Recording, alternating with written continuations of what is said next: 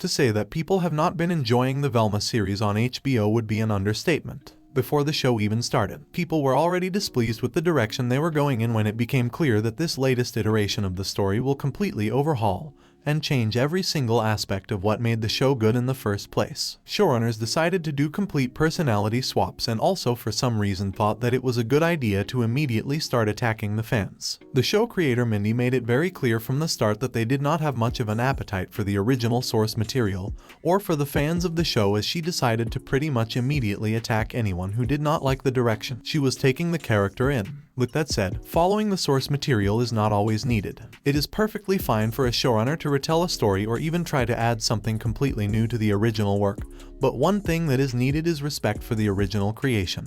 Over the years we have seen many writers retell original work, and most of the time fans do not have an issue with that as long as the story they are telling is good. One of the greatest examples of retelling in my opinion is Wicked and the Wizard of Oz. When Winnie Holtzman decided to retell the story of Oz and paint everything we knew about the original in a completely different light, most fans did not seem to mind at all, and there is a very clear and obvious reason why. She might not have followed the source material, but she respected the source material, and most importantly wrote a good story. The secret to retelling seems to be very obvious. Just write a good story and everything else will be forgiven. Kind of like me forgiving people for not liking and subscribing. Anyway, Arcane from League of Legends is another good example of respecting source material while also not following it and telling a new story. Velma unfortunately steps into every trap that you can think of when it comes to storytelling. It is very clear that there is no respect for the original work as they change every single aspect of previous iterations. Retelling backstories or painting certain characters in a different light is definitely fine to do if done correctly, but turning those existing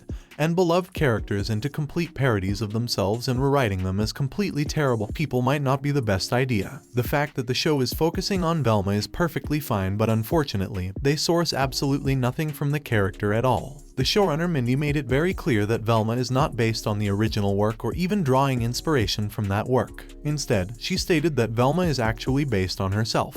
Now I am sure that I do not need to explain why inserting yourself into an existing character does not work. During the creation of the show, Mindy was quoted as saying, "We knew it would be fun for me to play Velma, but we had a conversation where Velma is white, and we have this new choice to do the show, and if I'm voicing her, should she be white or should she not?" The Never Have I Ever creator told reporters earlier this fall, adding, "The essence of Velma is not necessarily tied to her whiteness, and I identify so much as her character, and I think so many people do, so it's like, yeah, let's make her Indian in this series." I have said it previously, but I will say it again, race swapping is not something that has ever bothered me. On a personal level, I do not mind them changing the race or sex or even sexuality of someone. The only thing I care about is whether the show is any good, and unfortunately for Velma it falls completely flat. The original work has always centered around crime solving, and in Velma I was surprised at how little they chose to focus on that element, at least compared to the original. One thing that I would say though is that Scooby-Doo was never an extremely highly rated show to begin with. We all know that they are not going to win any Academy Awards, but the truth is that most people never really watched the show because of the highly complex storytelling.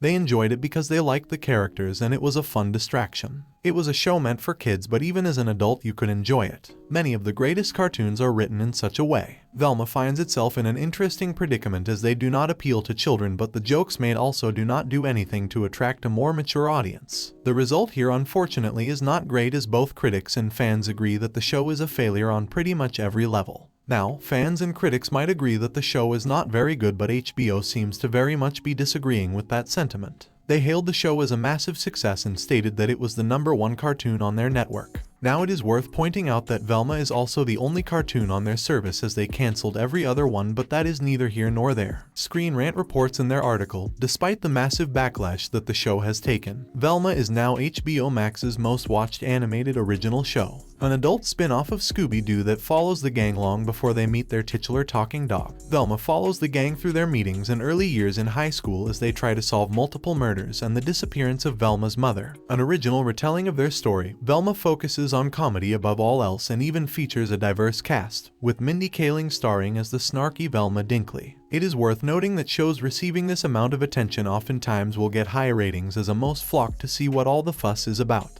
The problem is that these shows will not retain all of the attention. It is easy to draw up controversy in order to draw in an audience for your show, but it is not that easy to keep the audience. If you want to make people stay, you will have to ensure that your story is good and worth staying for. If you fail on that front, you won't make it very far. It is still unclear why the showrunners decided to tie their story in with an existing IP. If they decided to just tell their own story and not attach themselves to pre-existing lore, then maybe the backlash would have been better, but we all know that doing this is the only way people will watch any of these people's work. Believe it or not though, despite all of the backlash and poor reviews, HBO is actually going to greenlight the show for another season. Comic Book writes in their article, "If a new report is right, Scooby-Doo fans better brace themselves." Despite ongoing controversy, Velma has been a popular pick on HBO Max, and it seems the show is gunning for a new season. A registry update seems to confirm Season 2 has been given the go-ahead, and fans are curious about the order given Velma's less than ideal reviews to date. News of Season 2 came to light this week when the Entertainment Identifier Registry updated its entries. The catalog now lists Velma Season 2 is in the works under HBO Max and Warner Bros. The entry goes on to suggest Season 2 will consist of 11 episodes, but other than that, few details are known about the project. For most, I do not think that this news is going to come as a massive shock to anyone. Unfortunately, there is this trend within Hollywood where you can just continue to put out garbage and just fail upwards. It was very clear from the start that the show was going to always get more seasons. One thing that has been very interesting to see though is the backlash received from both sides. I have read some articles trying to defend the show by calling everyone who did not like it racist, and I also read a few articles from people calling the show out for being racist towards white people. The show itself addresses the issue in the opening scene of the premiere, with Velma asking her frenemy Daphne Blake how she feels about race-blind casting, in the middle of a discussion of television shows. Daphne surprises Velma with her nuanced answer, noting that while it is a thorny issue and that she appreciates seeing more diverse ensembles as an Asian woman, she does find it ironic that the people who complain about color-blind casting love it when white people play Jesus. This highlights the hypocrisy of many color-blind casting critics, who hide behind historical accuracy when attacking productions like Hamilton while praising the Passion of the Christ. When it comes to online conversation, again you have two sides, cracked in their article titled, "Hey, Velma haters, meta jokes have always been a part of Scooby-Doo, they say." The show has gotten a lot of hate from online trolls who are presumably all abandoned amusement park owners on the inside.